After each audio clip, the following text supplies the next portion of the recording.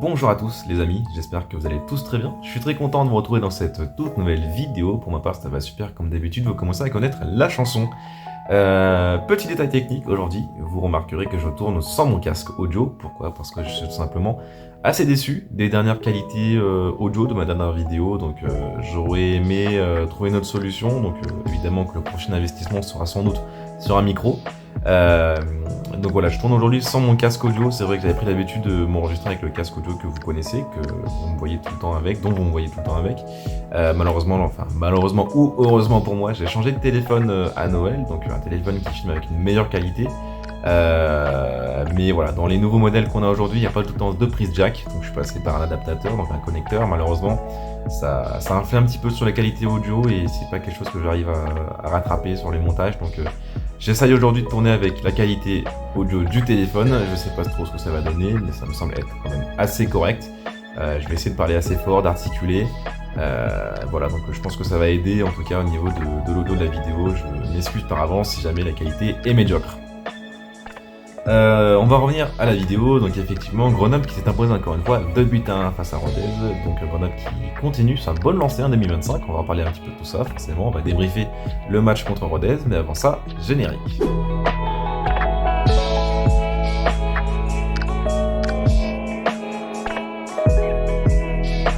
Grenoble s'impose 2 buts à 1, non pas sur le fil cette fois-ci, on arrive à se rassurer de plus en plus. Grenoble qui s'impose pas non plus sans mal. On a eu un Rodez qui a été combatif jusqu'au bout, un Rodez qui a fait peur, un Rodez qui a été entreprenant, qui a marqué d'entrée de jeu, et un Grenoble qui a su être renversant, comme un peu à l'image de son début de seconde partie de saison, un Grenoble renversant, un Grenoble pas non plus étincelant, mais qui arrive effectivement à renverser la vapeur de son côté. Match important, j'ai envie de dire, match important, c'était l'occasion pour Grenoble de défendre encore une fois son invincibilité à domicile. On a enchaîné contre Bastia et contre Martigues, on a réussi à prendre des points à l'extérieur, chose exceptionnelle en cette saison 2024-2025 à l'extérieur, donc face au Stade Malherbe de Caen. On a eu la chance, entre guillemets, de jouer contre un Caen qui est quand même très malade en ce moment, niveau sportif, je veux dire, avant d'avoir une piqûre de rappel et une remise, un retour à la réalité face au FC Metz. Voilà, donc c'était également la première à domicile de Franck Risetto, donc je pense qu'il était attendu au tournant. Alors sa première à l'extérieur, sa première sur le banc grenoblois était officiellement contre le FC Metz, donc comme je l'ai dit, on s'est pris une bonne gifle, 3-0. Mais bon, est-ce qu'on peut leur reprocher plus que cela, nos guerriers grenoblois? Je ne pense pas, c'est avec dans une configuration assez importante. On est sur un FC Metz qui était bien rodé, qui est bien huilé, qui est actuellement premier du championnat, si je dis pas n'importe quoi, qui vise la montée à la fin de la saison. On sait que les Grenats ont quand même pas mal de moyens, que ce soit financier, que ce soit au niveau des infrastructures, au niveau sportif, ils ont de très bons joueurs. Donc voilà, donc est-ce qu'on aurait pu attendre autre chose qu'une défaite de nos Grenoblois à l'extérieur face au premier du championnat? Ça reste très dur à dire. Après, voilà, comme je l'ai rappelé dans mes dernières vidéos, je n'aime pas non plus me cacher derrière l'excuse de voilà, c'est le premier des championnats, c'est pas grave si on perd. Non, un match c'est fait pour être gagné, c'est fait pour se donner à fond. Et on a eu une prestation grenobloise honteuse sur ce match-là. On a eu plusieurs Grenoblois. On les a sentis décontenancés, on les a sentis perdus sur ce match-là. Donc il fallait vite tourner la page. Donc la réception de Martigues a fait du bien également. Donc voilà, ça nous a permis d'aligner un 3-3 à domicile avec également cette victoire contre Rodez. Que dire d'autre sur ce match? Donc une composition reconduite. Donc Franck Risetto qui fait confiance au schéma de jeu proposé par Frédéric Guégan durant son intérim. Sincèrement, je pense que c'est une bonne chose. Je pense que ce remaniement tactique au niveau des compositions n'y est pas pour rien dans l'enchaînement de victoires. On a un 3-5-2 ou 5-3-2, appelez ça comme vous voulez, selon la position des pistons, mais qui a apporté quand même pas mal de solidité défensive tout en amenant un surnombre en attaque lorsque les pistons montent. Donc effectivement, une composition reconduite.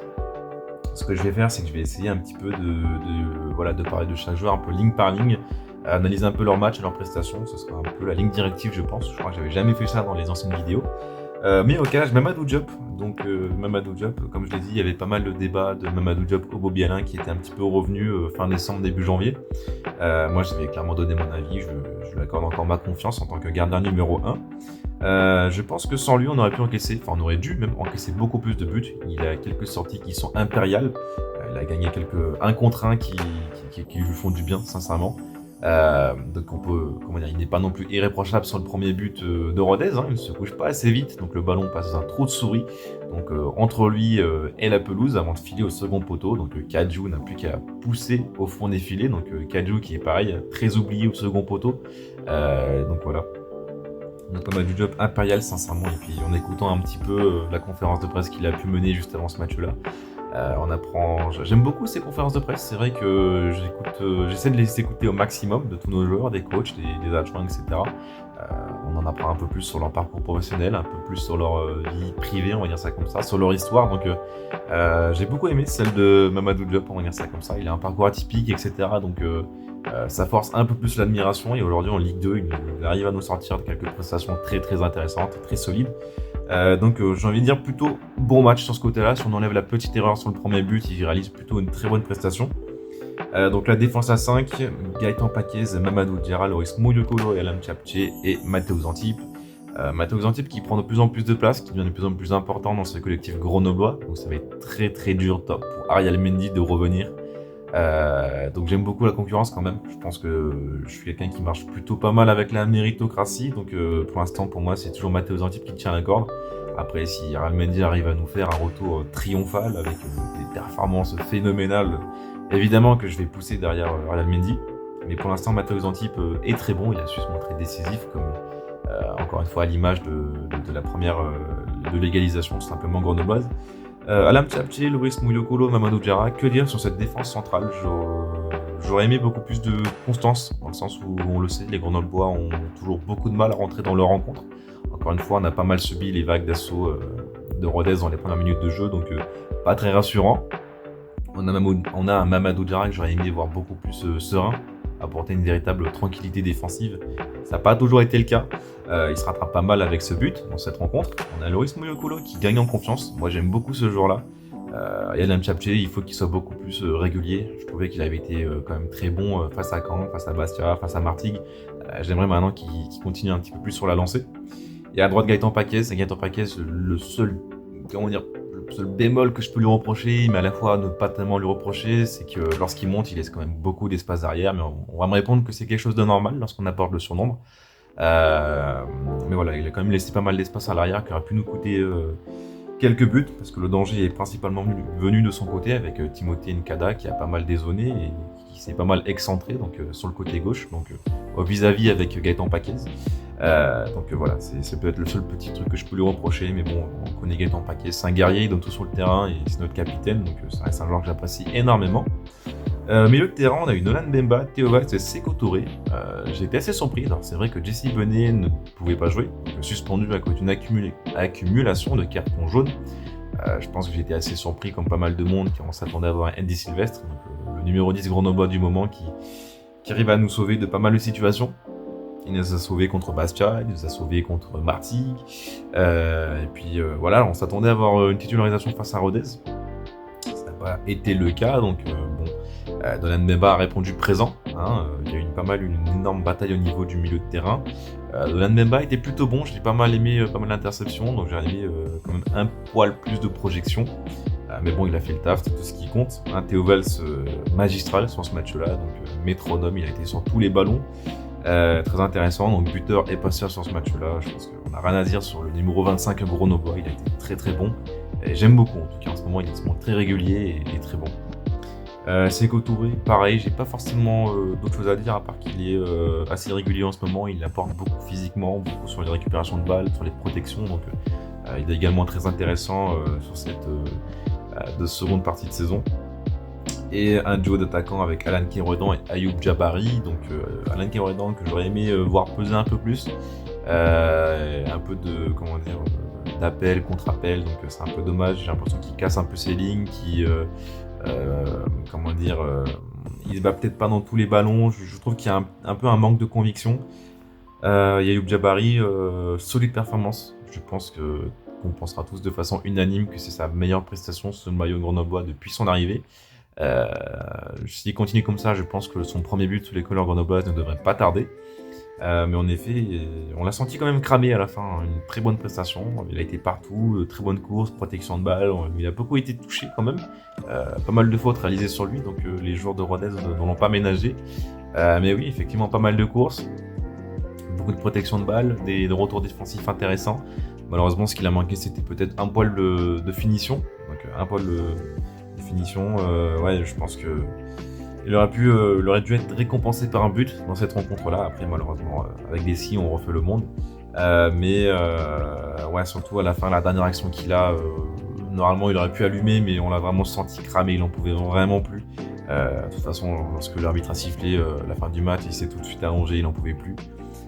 Donc voilà, il faut qu'il retrouve un rythme aussi d'attaquant titulaire numéro 1, avec forcément le départ de Pape Saba. Donc je pense que j'essaierai de faire une vidéo très très bientôt sur le mercato grenoblois. Il y a eu quelques petits départs, quelques petites arrivées, donc c'est intéressant.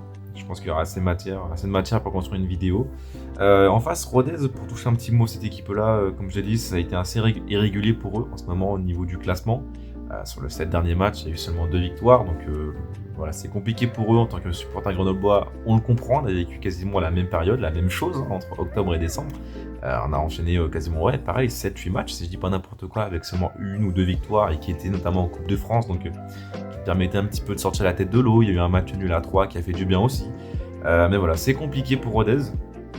Attention à pas trop jouer avec le feu, parce que Rodez, c'est une équipe qui va surtout chercher à se maintenir, hein, je pense, à ce stade-là de la saison. Qui est 15e actuellement avec seulement 23 points. Le Red Star est juste derrière avec 22 points, donc voilà, il faut faire attention à Rodez. Encore une fois, je vais utiliser la fameuse expression, il faut regarder dans le rétroviseur, regarder ce qui se passe derrière, les angles morts. Mais Grenoble qui, oui, a un match important aussi pour eux. Ça nous permet de maintenir la pression sur le top 5, de se rapprocher du top 5. Je pense qu'on peut encore rêver des places play-off pour la Ligue 1 cette année. Comme j'aime bien dire, on a une Ligue 2 qui est intéressante, hein, qui est passionnante même cette année, donc faut pas lâcher, faut y croire jusqu'au bout. Voilà, donc le principal effet à Grenoble en tout cas, les 3 points sont là, et puis solide performance on va dire en général. Je pense que voilà, j'aurais aimé voir quand même au niveau personnel, hein, voir un attaquant marqué. C'est vrai que là les 2 buts amenés ne sont ni d'un attaquant, ni d'un ailier, ni de quoi que ce soit, c'est plutôt un milieu de terrain et un défenseur central qui nous les amène. C'est dommage.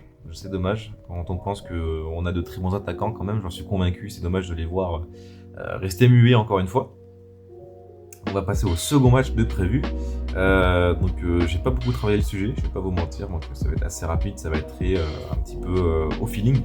Mais Grenoble qui réceptionne donc ce vendredi le Red Star dans le cadre de l'Amico. Donc je suis très fan de cette nouvelle expression, je l'ai appris cette semaine. Je l'ai apprise, excusez-moi, cette semaine-là.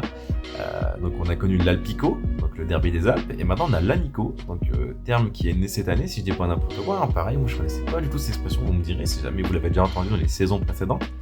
Mais le Red Star qui en effet se déplace dans l'antre du GF38 au stade des Alpes. On sait qu'il y a une relation particulière entre les supporters, on sait qu'il y a une grande amitié entre les deux copes.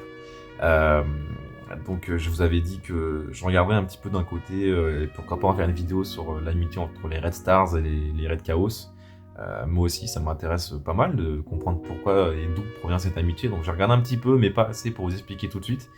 Mais le Red Star qui ne va pas si bien que ça en ce moment, et qui, comme on vient de le dire, ils sont derrière Rodez.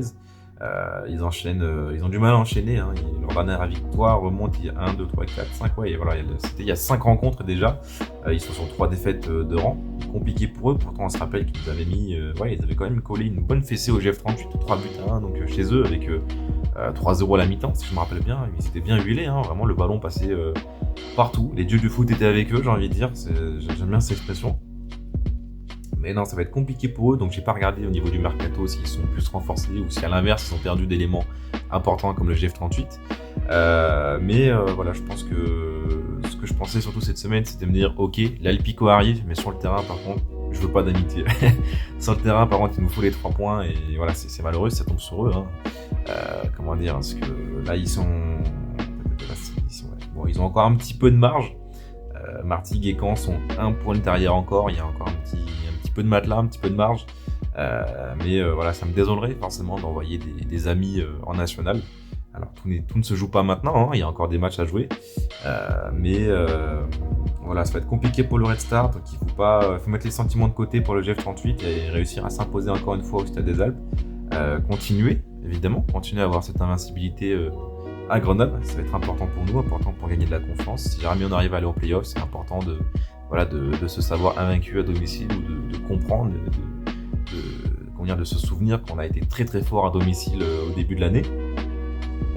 Voilà, c'est à peu près tout ce que je voulais vous dire. Notez aussi le retour de Dante Rigo, que j'ai trouvé quand même important contre Rodez. Donc c'est vrai que j'avais annoncé que je le verrais pas jusqu'à la fin de la saison. Donc comme je l'ai dit, il y a plutôt une entorse plutôt qu'une fracture. Donc c'est sympa de le retrouver. Ça va être un joueur important. Voilà, on aurait pu... Ouais, je vais pas trop m'avancer, pas trop parler du mercato parce que je préfère en faire une autre vidéo. Voilà, donc c'est à peu près tout ce que je voulais vous dire. Je suis très content de vous retrouver, encore une fois.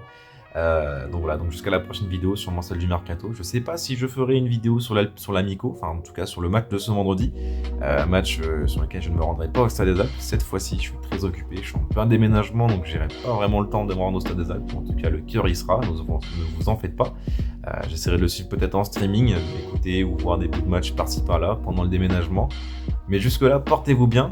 Je vous dis, prenez soin de vous, ciao ciao, et n'oubliez pas qu'ensemble, gagnons les sommets. Ciao.